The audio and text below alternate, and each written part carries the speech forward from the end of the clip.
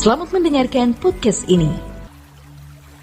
Shalom, kebenaran hari ini 9 Maret 2022. Keselamatan adalah usaha Tuhan mengembalikan manusia ke rancangan Allah semula. Sepertinya kalimat ini sederhana dan mudah dipahami secara logis di dalam nalar kita. Tetapi di dalam perjalanan hidup yang kita jalani, ternyata hal ini bukan sesuatu yang sederhana. Benar-benar kompleks dan rumit.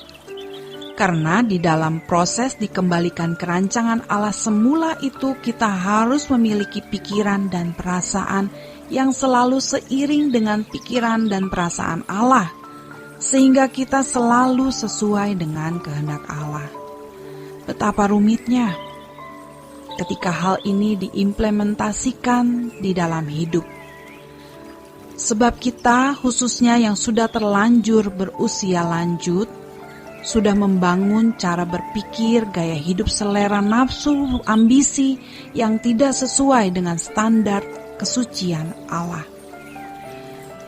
Walau melalui pendidikan budi pekerti, lingkungan yang baik, seseorang bisa baik. Tetapi standar yang Allah kehendaki itu adalah kesuciannya.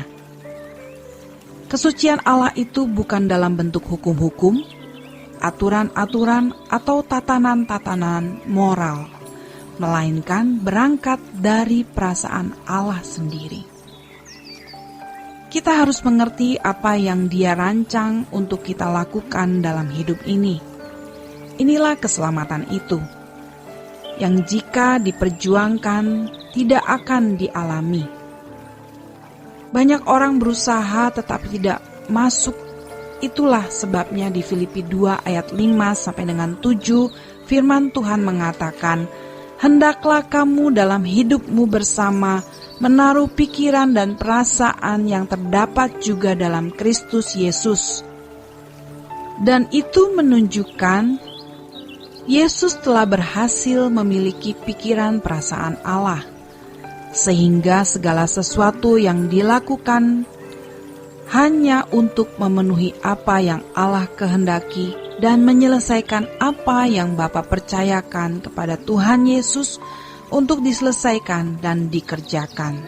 Yohanes 4 ayat 34. Dan dalam Filipi 2 ayat 6-8, yang walaupun dalam rupa Allah tidak menganggap kesetaraan dengan Allah itu sebagai milik yang harus dipertahankan, melainkan telah mengosongkan dirinya sendiri dan mengambil rupa seorang hamba dan menjadi sama dengan manusia.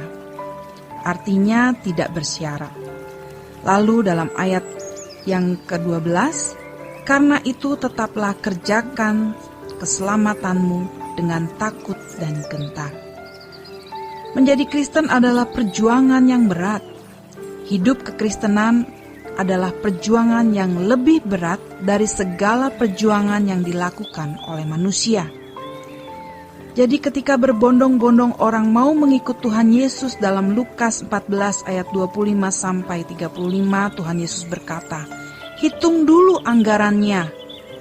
Ini artinya tidak mudah. Tetapi ironisnya hari ini kekristenan ditawarkan sebagai jalan mudah untuk masuk surga. Cara mudah memperoleh keselamatan. Itu benar-benar dari kuasa kegelapan dan menyesatkan. Padahal menjadi Kristen berarti memasuki perjuangan yang berat.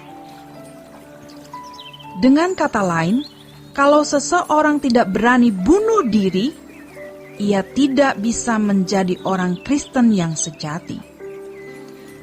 Dalam hal ini, yang dibunuh bukan dagingnya, melainkan nafsunya. Yang dibunuh ambisi, cita-cita, keinginan-keinginan daging seseorang. Ada orang yang bisa terbang tinggi, yaitu orang yang hidupnya benar-benar bersih dan hatinya tidak terikat oleh kesenangan apapun. Mulutnya bersih, tidak ada percintaan dunia. Sudah sepantasnya kita bersyukur memiliki Allah yang benar, satu-satunya Allah yang benar yang menciptakan langit dan bumi. Tapi kita tidak akan sampai ke sana kalau kita tidak benar-benar bersih. Jadi sejatinya, kekristenan yang kita pahami selama ini bukan Kristen yang orisinil. Matius 19 ayat 21 sampai dengan 23, orang muda yang ingin mengikut Tuhan Yesus tidak menyanggupi syarat yang Tuhan ajukan. Padahal dengan menyanggupi syarat tersebut, meski terkesan seperti bunuh diri, itu akan menghidupkannya. Tidak ada kematian yang indah seperti ini, sebab ini justru menghidupkan. Dan tidak ada kehidupan tanpa kematian. Lalu di Lukas 9 ayat 57 sampai dengan 62 ada orang berkata, "Tuhan, aku akan ikut Engkau kemanapun Engkau pergi." Tuhan berkata, "Serigala mempunyai liang dan burung mempunyai sarang, tetapi anak manusia tidak mempunyai tempat untuk meletakkan kepalanya." Ini adalah gaya hidup normal yang Tuhan kehendaki untuk kita jalani. Tuhan sering membuat kita sadar melalui pukulan dan kadang berulang kali. Maka jangan jadi orang Kristen yang tidak Tuhan perhitungkan. Kalau hari ini para teolog menjelaskan bahwa keselamatan bukan karena perbuatan baik, hal itu bisa mengisyaratkan bahwa keselamatan bisa kita peroleh tanpa usaha dan itu sepertinya mudah. Itu benar-benar menyesatkan. Sehingga banyak orang Kristen tidak mengalami perubahan yang signifikan. Mereka merasa nyaman dan aman.